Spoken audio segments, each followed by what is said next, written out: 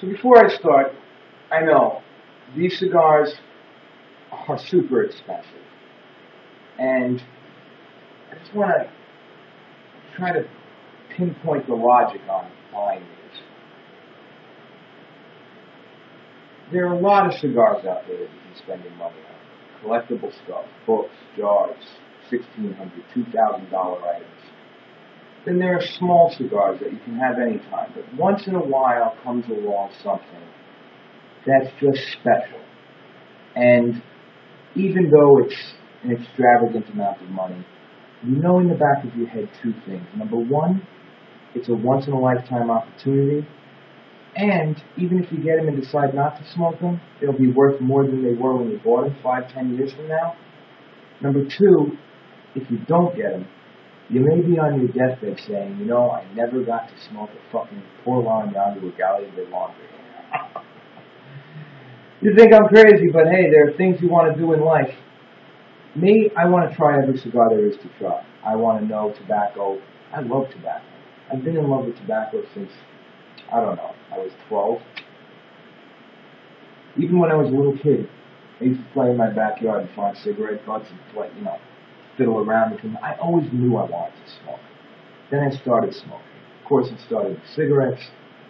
But once I actually started growing to appreciate tobacco for more than just a quick nicotine hit, it's such a wonderful, wonderful hobby. I hate calling it a hobby, but it's an experience, a journey. A journey where you open up a whole new sense that you're not used to using all the time. We walk through life seeing, but sometimes we don't really look. Hearing, but we're not really listening. See what I'm saying? Eating food, drinking whatever, but not really tasting.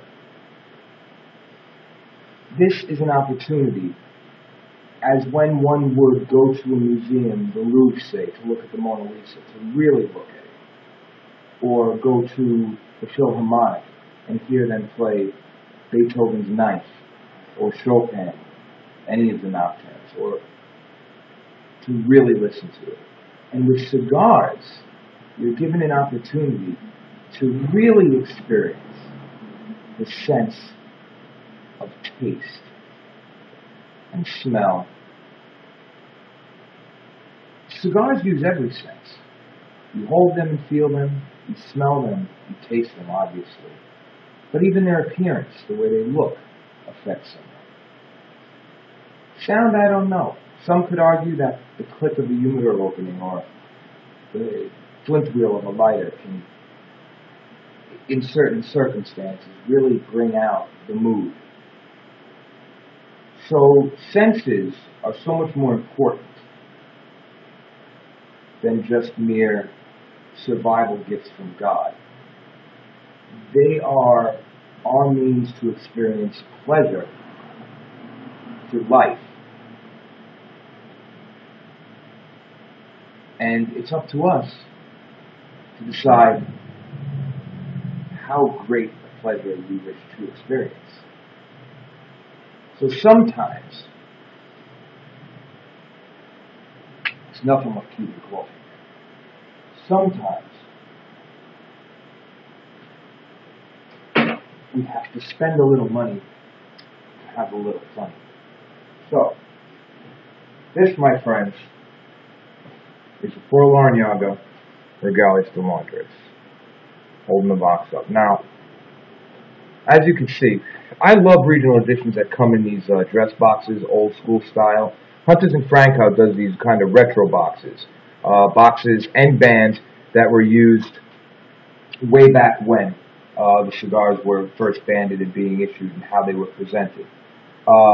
Certain items like this you won't find on a regular Larranaga box. This label here is very representative of the old style Larranaga boxes. Okay? This is a beautiful, beautiful box, and I love wood boxes, but there are just so many of them. I really do like when the cigar is presented with all its artwork and all its accoutrements, so to speak. Okay?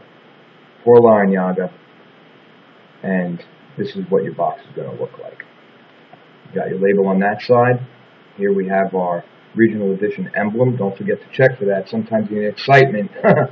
Number 505 out of 1200. I love getting a box from, before or after the halfway mark.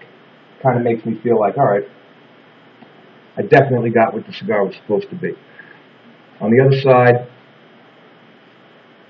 Larranaga 25 Regalias De Londres. Now be aware, this is an odd little fact. There's a little thing right here. This is not printed on. This is a sticker. Okay? It's an extra sticker. You have your sticker over here. It's an extra sticker, and it's going to be on the box. This should be on your box, okay? Just like everything else. The more things you have, the better. Now, you have your Hunters Frankau stamp, of course, which I'm not going to explain in full detail. There are two different versions. There are the EMS stamp and then this stamp. This is an official stamp, okay? This is official. It should say H&F, that's in gold leaf with a serial number, and then it says imported directly from Cuba. Most of the time you're going to get the EMS version, okay? I'll explain this some other time, but if you wish to know more, look it up on Cuban Cigar website under labels. I think I said this with the other box. Now, like all regional editions, you have your Habano sticker, like all boxes pretty much, and then you have your regional edition band, okay, which of course if you're really crazy, you can measure it, check the size and whatnot, but this is fine. Torpedo exclusive on Monte Para Reno Unido, made exclusively for the United Kingdom, and should be embossed. All the white dots should be embossed. The metal should be glittery, not flat. There's a flat aluminum metal. This should be glittery, okay? I'm flicking on the floor. I'll vacuum it up later. Now, what else do we want to look at on the outside of the box? Your emblem is flat, non-embossed, and is in gold, okay? The back of the box, of course, like every other box, Habanos, SA, Hecho en Cuba, all engraved, kind of, burnt in, totalmente en mano, and your date, URG, June 10. Very nice. I love summer cigars. I don't know why. I think so. April, May, June, July, August, September, October, November. I just don't like getting cigars from December, January, February. I don't know why. I think the winter months, I don't know. I'm crazy, but I just think the spring and summer are the best. Now, one of my little quirks. No proof to that at all. So please, you don't regard that.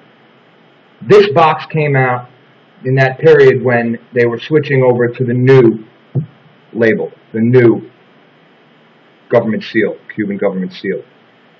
So you're going to have both, okay? Unlike the last box we looked at, if we check it real quick again, let's just take a look at Rey Del Mundo, right? We had August 09, okay? So we do not have a double band on here. One thing you can check is the first letters of the seal, okay? We have J. The second is not so important. The first letter is important, the J. Look this up on Cuban Cigar website. Make sure it matches with the year it was produced. J just started getting used a lot for 09, 10, 11, I think. Before that, of course, was I. There are no boxes marked C. This is a little fact. Now, you can also look at that on this box, but more importantly, you must have two, okay? And what I really love about this box is they put my serial number on. That's really cool, okay? I looked it up in the Habanos SA website, and it's cool.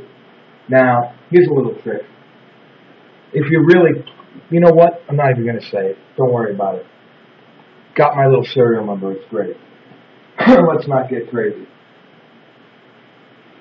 One interesting fact about this, the latch does not say Schmale Germany. No big deal. I want to tell everybody again. The latches do not have to say Schmale. I am putting this issue to rest forever on the internet. Listen to me. All you forum guys out there, all you experts. Hey, I'm no cigar god or anything, but I'm going to tell you that I know 100% without a doubt your latches do not have to say Schmale, and the cedar does not have to have a round cut. It's preferable. It's one of the signs that, oh, this is good, but It doesn't have to, okay? There are factories out, even one person who left a great comment about the video of the Cuban factories with the cedar sheets with the corner cuts. That was a great comment, okay? People leave me comments that help out all the time, but there are other ways that I've gotten into this. Now, I'm going to show you something.